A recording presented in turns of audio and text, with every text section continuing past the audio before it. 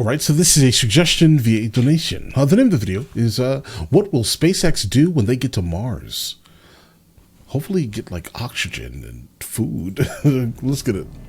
In the year 2024, SpaceX aims to send the first humans to Mars. Okay. 55 years after man first set foot on the moon. While the Apollo missions only involved short stays on the moon, SpaceX aims to make Mars a permanent home for humans. For the first group of astronauts heading to Mars, the journey is expected to take around 5 months. But what will they do when they get there? In this video, we're going to look at what needs to be achieved before we can send humans to Mars. Guys, if they said that the launch was 55 years ago, shouldn't we have been able to, like, achieve faster speeds by now, guys? Because that seems... 5 months seems pretty slow. To look at what needs to be achieved before we can send humans to Mars.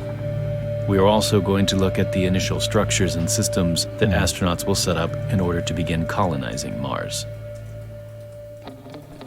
Before the first astronauts ever set foot on the surface of Mars, they will need to have the essentials, like water and power, already set up before they get there. Right. SpaceX plans to achieve this in 2022 by sending 2 BFRs on uncrewed missions, carrying important equipment such as a large array of solar panels and a mining system. This mining system will be the basis of SpaceX's automated propellant plant, which they aim to expand with every new mission that heads to Mars. This propellant plant will process the large supplies of CO2 and water found on Mars by using the Sabatier process to make oxygen and methane, which will then be liquefied and used as fuel to return the astronauts back to Earth. If this mission is successful... And guys, liquid oxygen as like a propellant is absolutely great. I don't think that that's how they're going to get there, though. I think maybe they're probably using this liquid oxygen specifically as like a... Honestly, just to take off and get into space, because that's not going to last, bro. 100%. It's not going to last. Another thing is, really quickly, how are they getting rid of the argon and nitrogen? Or based off of this process that they're using, are they just skipping past the concept of nitrogen and oxygen and argon, right? Huh.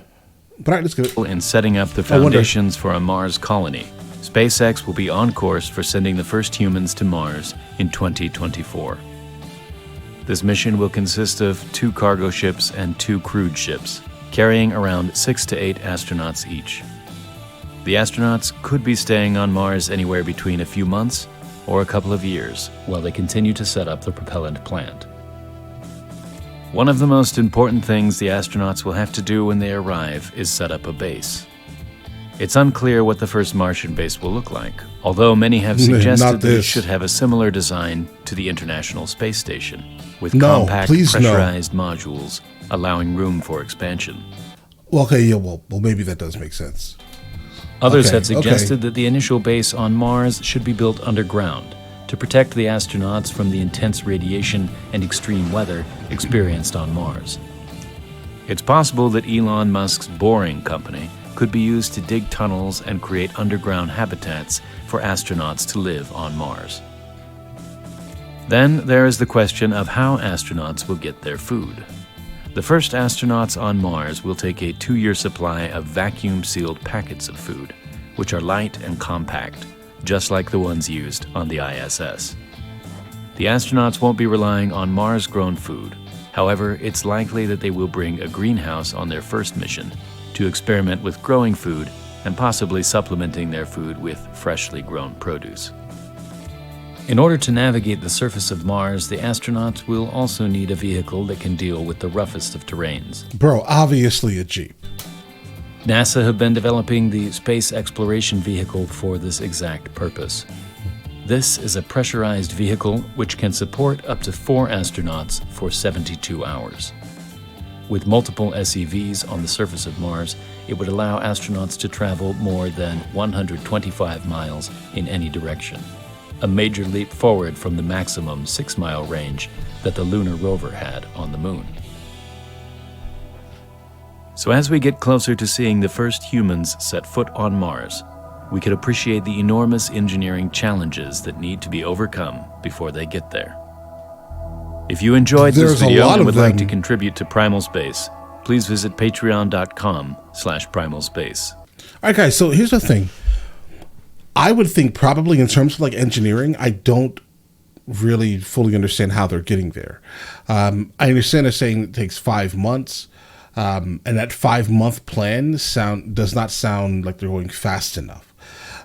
Listen, at one time in our history, it used to take months to cross over the oceans, right, to get to the new world, right? We were able to basically make it so we can get there in probably a couple hours, and as of right now, I don't think that that's fast enough. That's still too long, bro. Like for example, guys, we launched the Voyager 1 in the 70s, 77, right? And the Voyager 1's top speed is roughly, not roughly, it is 38,210 miles an hour. We are at the closest every 26 months, guys, to Mars, because obviously Mars is moving, just like we're moving, right? So I think that comes out to about a rough estimate of 140 million miles. If we do guys, do some quick math, I think, as a matter of fact, hold on, real quickly, I think we should be looking to use whatever was used on Voyager 1, right? Meaning the Voyager 1 was basically equipped with 3 radioisotope thermoelectric generators, right? RTGs. They're basically set up on like a boom system. And basically how that system works is that they used plutonium-238, and the generator itself basically, I guess, aided in the decaying process of the actual isotope, right? And during that process, it created heat, which then was converted or is converted into electrical energy, right? I think that's going to be the way forward if we don't have anything else. And I don't know, based off of let me do the math really quickly, guys, because I think that that should be faster, bro, right? 140 million miles. Okay, let's go ahead and do the division on that. 38,210. All right, that's 3663.9. All right, so that's going to be the amount of hours it would take, right? Hours it would take. So let's go ahead and let's do a rough estimate for the days. So let's say 30.44, not counting for leap year, obviously, right? So we're going to go ahead and divide that number by 30.44. We get 120. Now let's go ahead and divide that by 24 for the hours in a day. Guys, that's how they're doing it. Okay, never mind.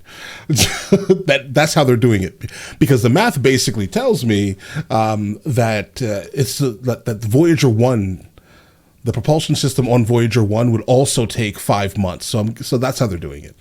It has to be. They're using the liquid oxygen. They're finding a way to remove the nitrogen and argon from it by basically like reverse boiling it, right? Like negative temperatures. Argon leaves first at like 186 and nitrogen leaves at like 196. Then you have liquid oxygen at negative 200 degrees Fahrenheit, right? So I'm guessing that's probably how they're doing it. They're using the liquid oxygen as the just like rocket fuel, basically, and then using the RTGs to basically propel themselves from Mars to Earth, potentially. Keep in mind, I don't know. I'm just guessing, based off of how Voyager 1 basically functions. I'm guessing that's probably how they're doing it for range and distance, and then they're probably using some type of solar array. The compound solar array, most likely, to basically power all of the electronics. All right, just a theory. But all right, listen, you guys all have an absolutely amazing day. Let me know in the comments what you think though, guys. I think that may be the closest, without even like thoroughly like researching it. I think that may be the closest, guys. Right? But all right, listen, you guys all have an absolutely amazing day. Enjoy your day thoroughly.